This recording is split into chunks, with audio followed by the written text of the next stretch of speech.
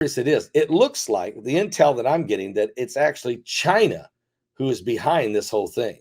It's not just North Korea acting out, although they are acting out, but China is prodding them to do it. China wants everyone to be nervous about what's happening in the South Pacific because that does take pressure off of what's really happening in Europe with Russia and the information I have there. And I'm going to share that with you. Now, Mike Around the World gave us some major intel on this on that Patreon interview I did with Mike on Sunday night after the Sunday night live broadcast. I interviewed Mike from around the world for a special exclusive Patreon interview. It's 35 minutes. It's exclusively on Patreon, and where Mike breaks out intel that has not been shared on the mainstream media. Even as I speak, it's not being shared, not yet. So you need to go and watch this. Meanwhile, while this is really ratcheting up to a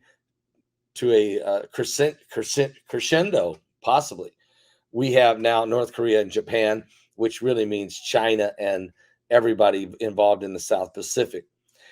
Everything's on high alert. Japan, Taiwan, the United States, China, the Koreas, both North and South Korea. All of this has really getting to a point where we're in dangerous territory now. We're really in uncharted waters as it relates to what's happening at this very moment.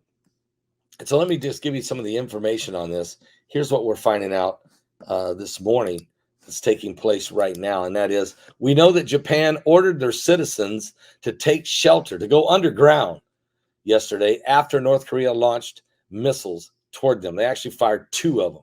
The government urged everyone in the country to find refuge either underground or in a building by the rocket, but the rocket that was reported to have flown over into the Pacific Ocean went directly over top of the entire nation of Japan. It was headed in their direction. Japanese citizens were ordered to seek shelter immediately underground or in buildings after North Korea fired a missile off its east coast toward Japan. The rocket appeared to have flown right over top of the island nation of Japan and landed on the other side in the Pacific Ocean, according to reports.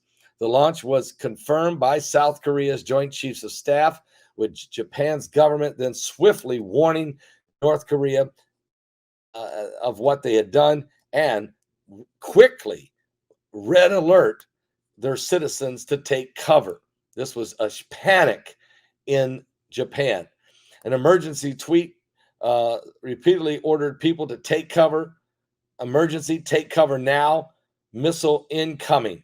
Reading the Civil Protection Information announced missile launch. The missiles believed to have been launched from North Korea.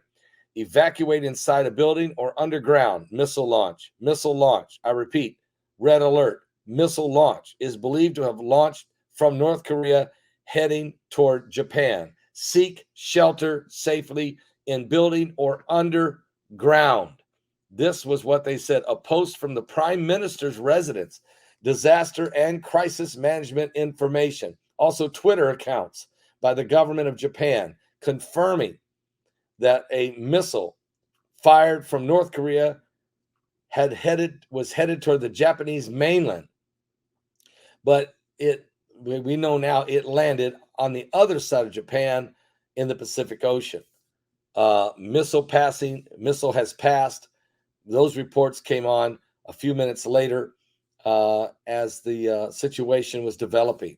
So people panicking all over the country. Now, my son and his wife and my 2 grandkids who have just been staying here with us over the weekend, I was so thankful they're no longer in Japan after 3 years there.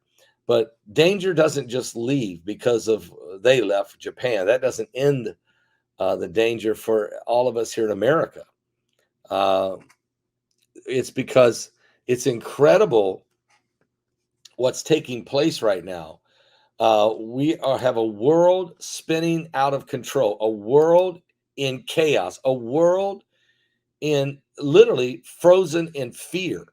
And the Bible said there would be wars and rumors of wars, and nations would rise against nations. I'll read it to you. Matthew 24, Verse 4, Jesus answered and said unto them, take heed that no man deceive you. For many shall come in my name, saying, I am Christ, and shall deceive many.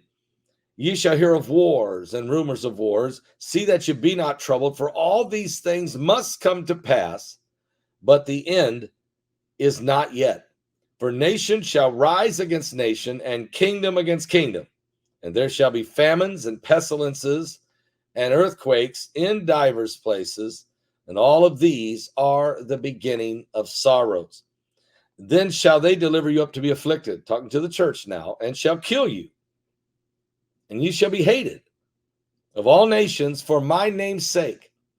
And then shall many be offended, and shall betray one another. And many false prophets shall rise, and shall deceive many. And because iniquity shall abound, the love of many shall wax cold. But he that shall endure unto the end, the same shall be saved. And this gospel of the kingdom shall be preached into all the world for a witness unto all nations. And then shall the end come. And when you therefore shall see the abomination of desolation spoken of by Daniel the prophet stand in the holy place, whosoever readeth, let him understand. Then let them which be in Judea flee into the mountains. Let him which is on the housetop not come down to take anything out of his house. Neither let him which is in the field return back to take his clothes. And woe unto them that are with child, and them that give suck in those days. But pray ye that your flight be not in the winter, neither on the Sabbath day. For then shall be great tribulation, such as was not since the beginning of the world to this time, no, nor ever shall be. And except those days be shortened, there shall no flesh be saved. But for the elect's sake, those days shall be shortened. And he goes on and on and on, Matthew 24. So we are living in these dangerous, precarious times, perilous times, times of great sorrow. We can also call this times of the beginning, looks like, of Jacob's troubles. The hook is in the jaw with Russia, and there's so much more prophecy taking